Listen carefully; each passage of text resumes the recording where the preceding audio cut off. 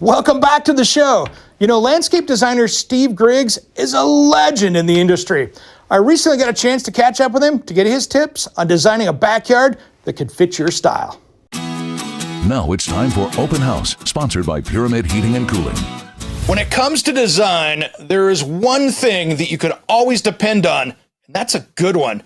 We have Steve Griggs, legendary landscape designer, on the show today. Welcome to Around the House Northwest, my friend. Thank you. Good to be here. Love the intro.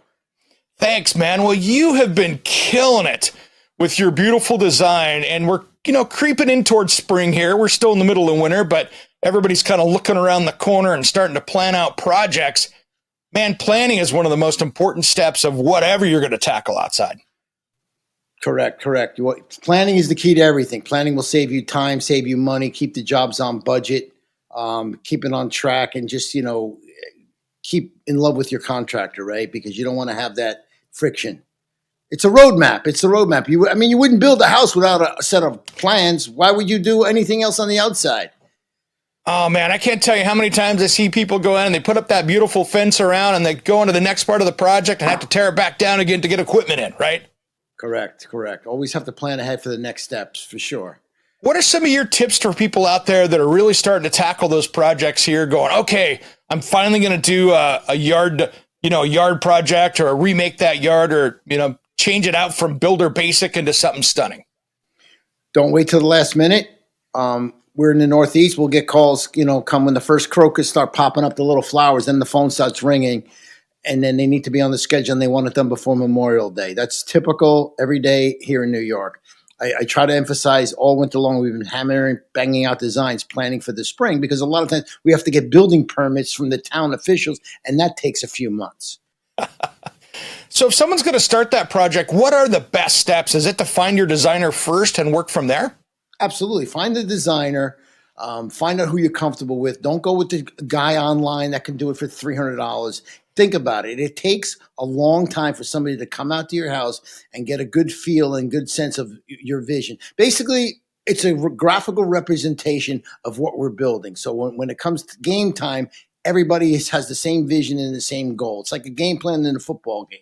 So question for you, what are some of the most important things not to cut the budget back? Because as you know, every project, I don't care if it's the $10 million project or the $40,000 project, it's real easy to go over on budget. What are some of the more important things that you might want to reconsider of not cutting back?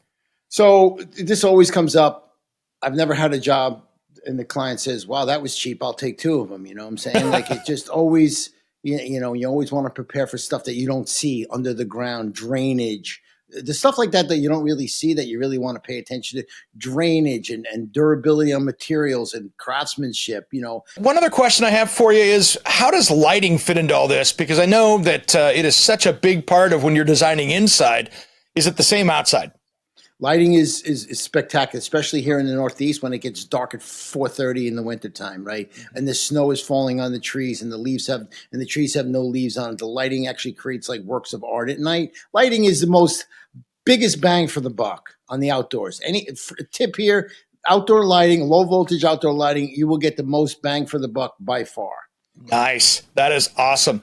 And then, for people that are wanting to put pools in and things like that, is you want to bring those professionals in early to figure it out before you start figuring out where you're going to put the trees and the bushes and stuff? Or what's your take on that?